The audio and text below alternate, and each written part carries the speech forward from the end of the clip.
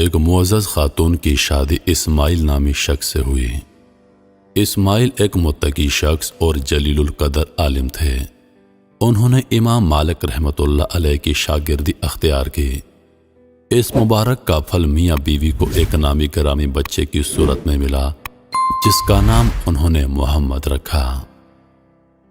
شادی ہوئے ابھی کچھ ہی سال گزرے تھے کہ اسماعیل بیوی اور بچے کو داغ مفارقت دے گئے اور وراثت میں کافی دولت چھوڑ گئے۔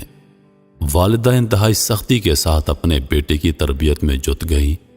ان کی خواہش تھی کہ ان کا بیٹا ایک جلیل القدر عالم بن کر افق عالم پر چمکے اور اپنے علم سے تاریک دنیا کو منور کر دے، لیکن ان کی حسرت و یاس کا اس وقت کوئی ٹھکانہ نہ رہا جب ان کے بچے کے مستقبل میں ترقی اور ان کی تمناؤں کی تکمیل میں ایک بڑی رکاوٹ پیدا ہو گئی۔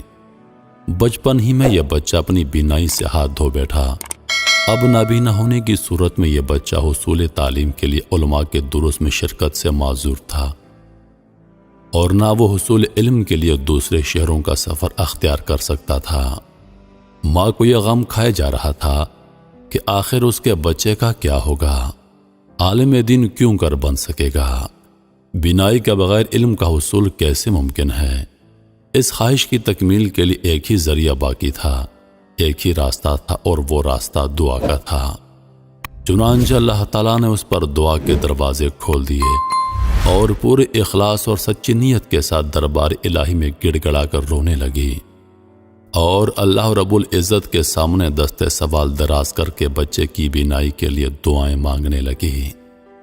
یہ دعائیں نہ جانے کتنی مدت تک ہوتی رہیں کہ ایک رات اس نے عجیب و غریب خواب دیکھا۔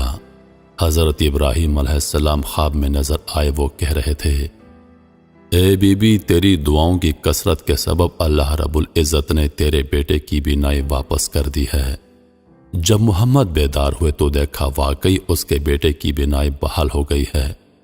ان کی زبان سے بے ساختہ یہ الفاظ نکلے، اے پروردگار، پریشان حال کی دعائیں تیرے علاوہ کون سن سکتا ہے، اور کون ہے جو بندوں کی تکلیفوں کو دور کرتا ہے۔ یہ عظیم خاتون جو مسلسل دعائیں مانگتی رہیں، امام المحدثین محمد بن اسماعیل بخاری رحمۃ اللہ علیہ کی والدہ محترمہ تھیں، جنہوں نے بیٹے کی بینائی لوٹ آنے کے بعد اس کی تعلیم و تربیت اس قدر محنت سے کی کہ اللہ تعالیٰ نے ان کے بیٹے پر علم کے دروازے کھول دیے، اور پھر آگے چل کر یہ بچہ ایک بہت بڑا محدث بنا، اور قرآن پاک کے بعد دنیا کی صحیح ترین کتاب مرتب کی جو صحیح البخاری کے نام سے مشہور ہے، اور بچے کو لوگ امام بخاری کے نام سے جانتے ہیں، جن کا پورا نام محمد بن اسماعیل البخاری رحمۃ اللہ علیہ ہے۔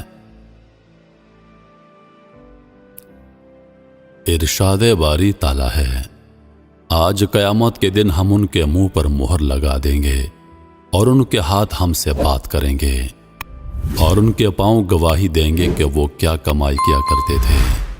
ہاتھوں اور پاؤں کو اللہ کی نافرمانی میں استعمال کرتے ہوئے، بالخصوص موبائل فون پر انگلیوں کے ذریعے گناہ کرتے ہوئے ہمیں اللہ پاک سے ڈرنا چاہیے۔